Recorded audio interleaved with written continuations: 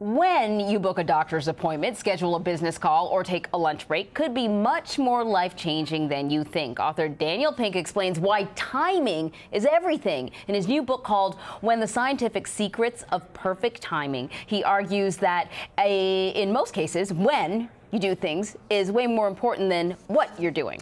And Daniel Pink made a stop at our DC bureau during his busy book tour. So Daniel, thank you very much for coming by. We appreciate it. Thanks for having me. So this book compiles numerous studies and is filled with incredible facts about timing that we hardly think about. So we see this graph that we're going to put up throughout the book. Explain what it is and why it is so crucial to our daily existence. Yeah, so this is some research that was led by Daniel Kahneman, who won the Nobel Prize in Economics, where he asked people essentially to chart their hour-to-hour moods, how they're feeling hour to hour. And what he found, he and his colleagues found, is that this systematic pattern of mood over the course of a day. We have a peak, a trough, and a rebound. A peak, a trough, and a rebound. And that pattern, which is true for most people, about 80% of us, is a strong predictor of how we feel, but also how good we are at certain tasks on the job. And so if you are, so 80% of us move through the day, peak, trough, recovery. Those of us who are night owls go in the reverse direction. But what we know about this from a whole array of science is that we should be doing certain kinds of work at certain times of the day. We should be doing our analytic work that requires heads down, focus, attention, energy during the peak, which for most of us is the morning. During the trough, which is a terrible time on a number of different dimensions, we should be doing our administrative work, answering our routine email, filling out our reports.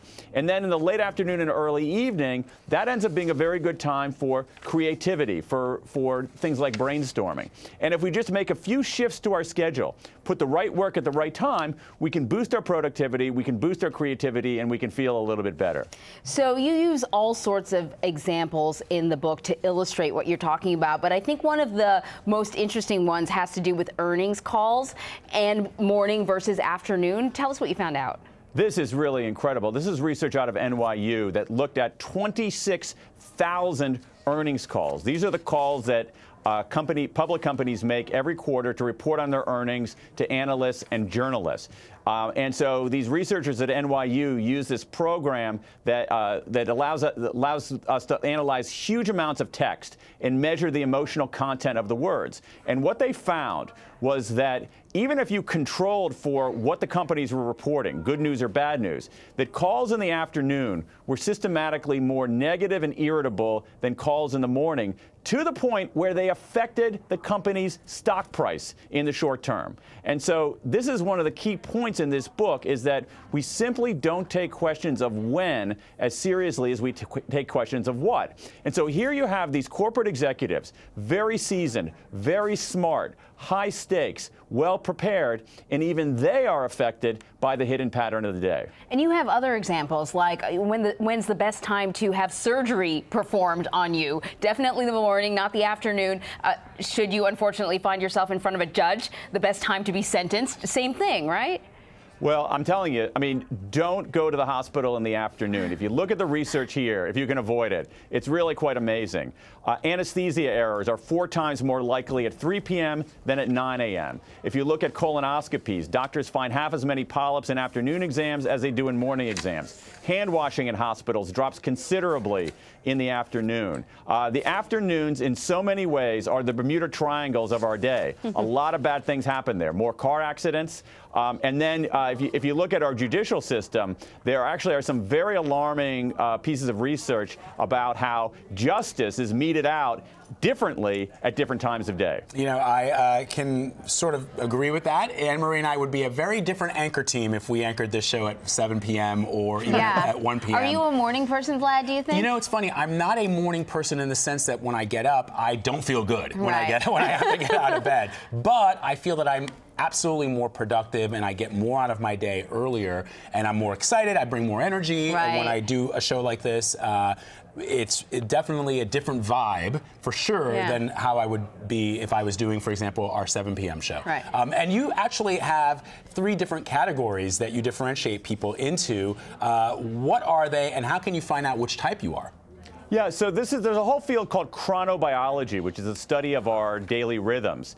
And what the research shows is that about 15% of us are pretty strong larks. That is, we get up early, we go to sleep early.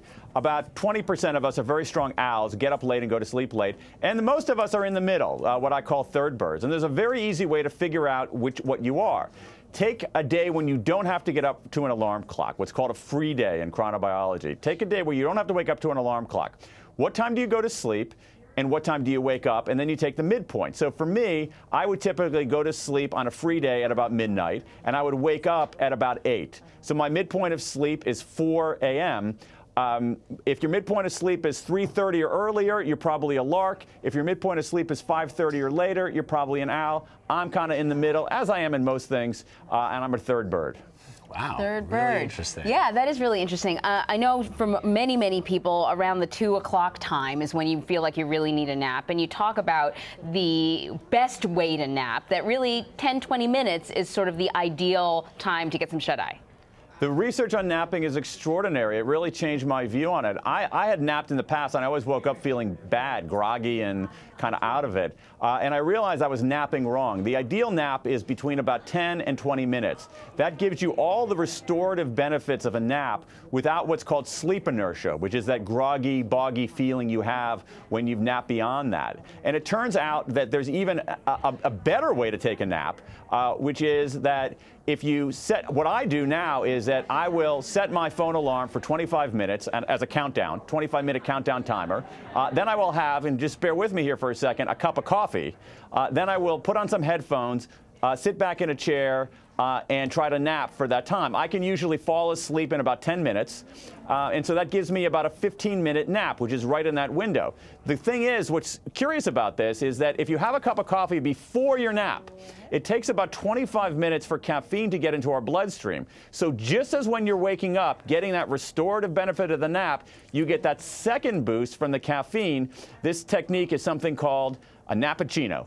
Oh, I like it. So here's what I find interesting about this whole theory around napping, Daniel, is that in this country, we ask little kids to nap, and that is done for a very specific reason. And for whatever reasons in this country, because we are go-go Americans, or we're all about, you know, attacking the day, the concept of napping as we get older is sort of frowned upon. Whereas in other countries, for example, when I used to work in Asia and I'd go to China, companies set aside napping time in the middle of the workday, and they find that their workers are way more productive much later in the day. And it doesn't even have to be an authoritarian regime. I've seen it in Spain. I've lived in France, where people take off for a couple of hours. They have a little bite to eat. They maybe take a little 15 or 20-minute nap and then come back and work from, let's say, 2 to 8 or 9 p.m.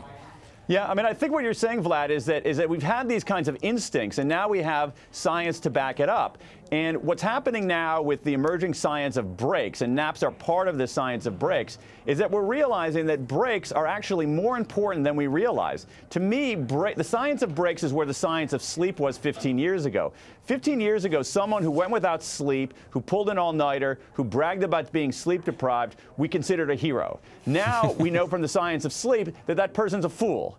And the same thing is happening with the science of breaks. We should be taking more breaks, and we should be taking certain kinds of breaks. We should be taking breaks where we're in motion. We should be taking breaks with other people. We should be taking breaks where possible outside. And some of these practices that you're identifying, Vlad, things like the siesta, I'm not calling for a return to 3.5-hour breaks in the middle of the day to have a giant plate of paella and 3 glasses of red wine. There's nothing wrong with that. I would not be returning. I mean, it sounds pretty good on a day like this. It actually sounds decent. But what we're talking about is being much more systematic and intentional about our breaks. And I agree with you very much, Vlad, that there's this very American puritanical notion that it's better, it's smarter, and it's more virtuous to power through and not take a break. And what the science is telling us, That is wrong. Breaks are part of our performance. They're not a deviation from a performance. Breaks are what professionals do. They're not a concession to being an amateur. And so we need to start taking breaks as seriously as we've begun taking getting a proper night's sleep. So Daniel, you know, the science is great, but for many people, I'm one of them, I have sort of this odd schedule. I sleep at an odd time. I have to be at work at 2 in the morning. I got up yesterday to get ready to go to work. So what can I do? How can I apply some of what the science indicates to my life? Because I can't control my schedule. It's set for me. Yeah, that's a difficult challenge, Anne-Marie. For people who are working unusual hours, over time, that's actually not that great for their health and well-being. But there's some things that you can do. First of all, you have to be very systematic about taking breaks.